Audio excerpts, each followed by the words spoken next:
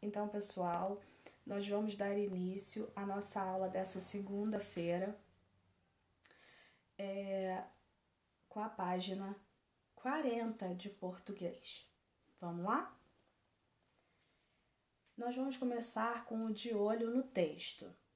Leia o conto que não tem título e foi extraído do livro Capulana, um pano estampado de histórias, que veremos mais adiante na seção para explorar cantinho de leitura. Eu vou começar a leitura desse texto e eu peço que você me acompanhe, ok?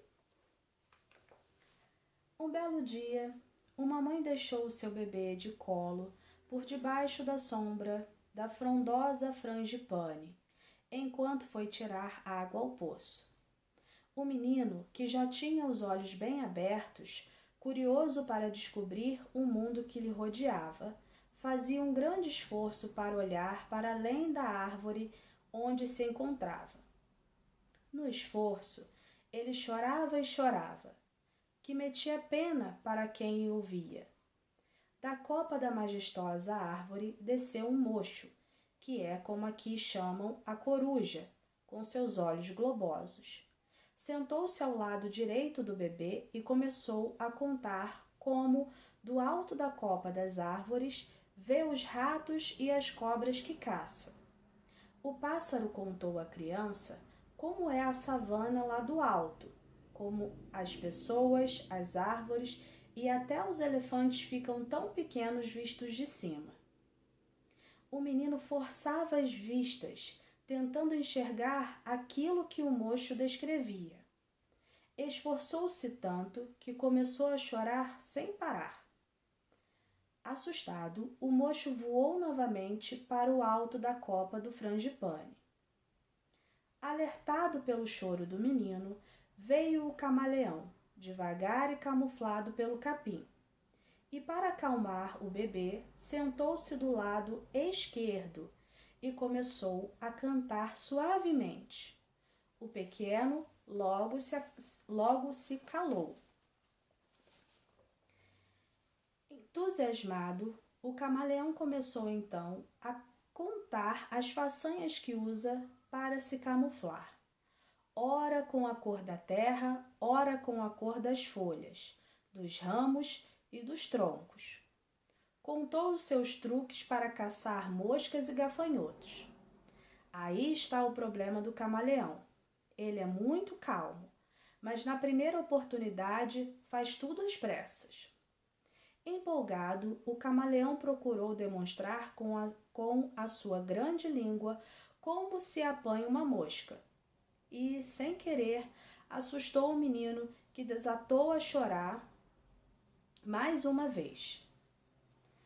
O choro do menino chamou a atenção da mãe, que rapidamente foi acalmá-lo. Enquanto o acarinhava em seus braços, a mãe notou que os olhos do menino estavam diferentes. Levou-o ao marido, que também notou que o pequeno tinha os olhos virados, cada um para um lado. Preocupados, levaram ao curandeiro mais famoso da aldeia. O homem mandou tocar os batuques, acendeu os incensos e esfregou a banha da poderosa jiboia sob a testa do menino. Após lançar os búzios, que é por onde os espíritos falam, ele prestou atenção ao que diziam. Depois de muito tempo a decifrar a mensagem dos espíritos, o velho sábio disse: Este menino não é gente, é metade camaleão e metade mocho. Um olho vê e observa o mundo como um mocho, e o outro vê como um camaleão. Percebendo o desespero dos pais, o curandeiro com solução para 1001 problemas disse: Ele só se vai tornar gente depois que a mãe, na noite de lua cheia, lhe der um banho com água destas folhas que lhe entrego agora, e carregá-lo às costas embrulhado numa capulana para lhe mostrar os caminhos que ele precisa para aprender a viver. O que é sempre muito interessante nos contos africanos é que eles explicam várias situações por histórias, né? Eles contam histórias para explicar o que acontece na vida, no mundo. Diante disso, vamos para a página 42, aonde nós temos o número 1. Qual é a sua opinião sobre esse conto? Converse com os colegas. Então, conversa aí na sua casa. Conta o que você mais gostou nesse conto, o que te chamou mais atenção, o que você achou mais interessante, ok? Número 2. Contorne no texto os parágrafos que indicam um diálogo. Então, num texto, quando um personagem vai falar, né, quando vai haver um diálogo, para marcar a fala, nós usamos um sinal gráfico muito conhecido. Que sinal é esse? Dá aquela pausa no vídeo pra gente voltar, para você ir lá procurar. Lembra do travessão, hein? Então, quando um personagem vai falar, eu uso travessão. Então, lá na página 40, você observa que nenhum parágrafo tem travessão. Então, isso quer dizer que não tem fala de nenhum personagem dessa história na página 40. Já na página 41, eu encontro 2 parágrafos com travessão, que são as falas do curandeiro. Então, a primeira parte que você pode ter sublinhado foi: este menino não é gente, é metade camaleão e metade mocho. Um olho vê e observa o mundo como um mocho, e o outro vê como um camaleão. A segunda fala do personagem que você circulou ele só se vai tornar gente depois que a mãe, na noite de lua cheia, lhe der um banho com a água dessas folhas que lhe entrego agora, e carregá-lo às costas, embrulhado numa capulana, para lhe mostrar os caminhos que ele precisa para aprender a viver. O número 3 é assim: é possível identificar onde e quando a história se passa? Explique com suas palavras. Então, volta lá no texto e observa aonde essa história se passa, se em algum pedaço da história, do conto, né, te fala onde essa história está se passando e em que tempo ela se passa. Então, volta lá no texto, ok? O tempo dessa narrativa é marcado lá no início do texto com um belo dia. É assim que eu sei quando a história aconteceu. Quando diz um belo dia. Agora, aonde se passa a história, não tem um lugar específico dentro do texto. Você vai encontrar que foi debaixo de uma árvore. O mocho, ele diz como ele vê a savana e provavelmente é um lugar perto de uma aldeia, porque essa mulher foi buscar água no poço, então é numa aldeia. Mas não está claro isso no texto. Não diz, acontece, está passando, esse texto está acontecendo em tal lugar, nessa história se passa numa aldeia. Isso não está escrito no texto, está subentendido aí. Está aí dentro essas informações. Número 4. Sublinhe no texto as características de cada um dos seguintes personagens: bebê, coruja e camaleão. Então, pausa o vídeo de novo, vai lá no texto e procura características do bebê, da coruja e do camaleão. Podem ser características físicas, como podem ser características da personalidade desses personagens, ok? Então, volta lá no texto. Na página 40, eu encontro no segundo parágrafo algumas características do menino. Então, diz assim, você pode sublinhar aí comigo, tá? O menino já tinha os olhos bem abertos, curioso para descobrir o mundo que lhe rodeava. Então, eu posso sublinhar até aí.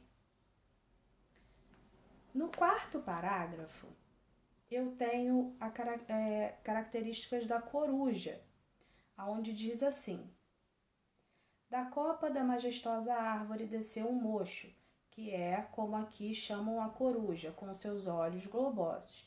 Então, pode sublinhar, coruja com seus olhos globosos. Depois, no sexto parágrafo, eu tenho assim: alertado pelo choro do menino, veio o camaleão, devagar e camuflado pelo capim. Então, você tem aí características do camaleão. Então, pode sublinhar. O camaleão, devagar e camuflado pelo capim. Na página 41, no sétimo parágrafo, eu encontro assim: aí está o problema do camaleão. Ele é muito calmo, mas na primeira oportunidade faz tudo às pressas. Empolgado, o camaleão procurou demonstrar com a sua grande língua como se apanha uma mosca. Então, pode sublinhar na página 41, no sétimo parágrafo, essa parte. No nono parágrafo, eu tenho assim: enquanto acarinhava em seus braços, a mãe notou que os olhos do menino estavam diferentes. Então, você pode sublinhar: os olhos do menino estavam diferentes. Então, ele tinha olhos diferentes. É uma característica do bebê. No número 5, na página 43, eu tenho assim: com base no texto, explique, utilizando as suas palavras, o que o camaleão fez com o menino. O que o camaleão fez? Ele foi demonstrar como ele pegava a mosca e acabou assustando o bebê. Então, com as suas palavras, explica isso aí, ok? Número 6. Qual parágrafo conta a solução do curandeiro para o problema do menino? Reúna-se com um colega e transcreva-o. Então, o curandeiro, ele arrumou uma solução, que era que a mãe desse um banho no menino, numa noite de lua cheia, com as folhas que ele deu, e que ela carregasse ele nas costas, enrolado numa capulana, para mostrar o caminho que ele devia seguir para se tornar gente. Então, vamos lá. Na número 6, está pedindo para você transcrever a parte do texto que explica essa solução do curandeiro. Então, dá uma pausa no vídeo, volta no texto e pega aquela fala do curandeiro em que ele explica como fazer para o menino voltar a ser gente, ok? Número 7. Você entendeu a solução que o curandeiro deu para o menino se tornar gente? Explique para os colegas. Então, explica aí para quem está em casa com você qual foi a solução que o curandeiro achou para que esse menino volte a ser gente. Depois, manda uma resposta para a tia, tá? Se puder, escreva num papelzinho, deixe guardado, porque quando a gente voltar desse tempo de quarentena, a gente vai conversar sobre esses exercícios que ficaram, ok? Às vezes esses de conversar, que a gente não tá tendo como fazer agora, eu gostaria de fazer com vocês na aula. Mas, se possível, anota num papelzinho, guarda e leva para a escola para a gente poder conversar. Se você puder deixar dentro do seu livro, nessa página, eu gostaria muito que a gente, quando estivermos juntos, que a gente converse, ok?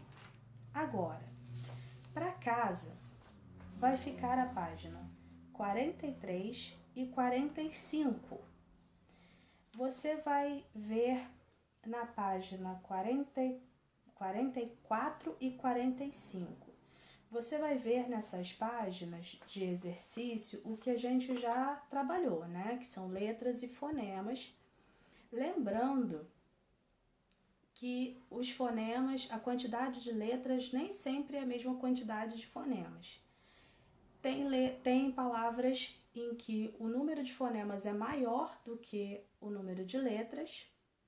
O exemplo que eu dei na última aula foi até a palavra táxi, porque parece que a gente pode substituir o X por KS ou por CS. Outro exemplo que eu dei é quando a quantidade de letras é maior do que a quantidade de fonemas. Porque né, AN, EN e ON, parece que eu tenho um tio em cima. É como se eu tirasse esse N daí e colocasse um tio em cima. Então, en, on fazem um som só, como na palavra criança. Como se eu substituísse o do criança por a e tio, ok? Então, esse exercício da página 44 e 45 vai ficar para segunda-feira da semana que vem, dia 13. Então, obrigada pela atenção de vocês, muito obrigada pela atenção de vocês. E amanhã nós estamos juntos novamente, ok? Um beijo!